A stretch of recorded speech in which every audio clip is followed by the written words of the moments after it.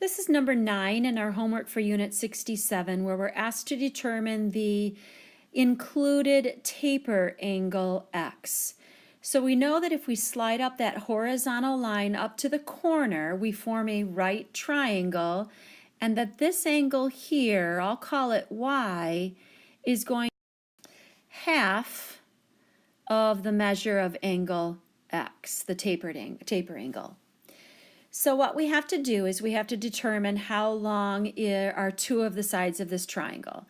Well, clearly the side here, the horizontal side, is going to be 5.2 inches.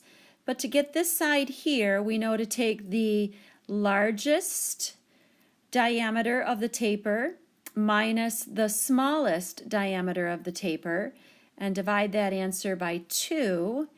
And so we find that that is equal to 0.4.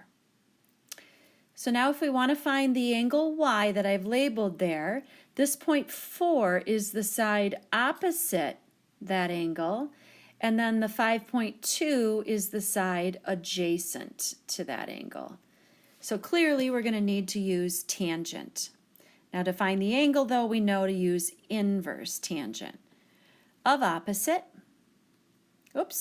over adjacent. And that our calculator gives us as an angle of about 4.399 degrees. But again, when our units are given in inches, we're asked to give our angle measures to the nearest minute. So we know we've got a full 4 degrees. If I subtract 4 from that answer, then all I need to do to convert the 0.399 to minutes is multiply it by 60. And that is equal to 23.9 minutes, which is closest to 24 minutes. Now keep in mind, that's y, which is half of the taper angle. So the taper angle x must be twice the measure of the angle that I called angle y. So if I double 4 degrees, I get 8 degrees, and if I double 24 minutes, I get 48 minutes.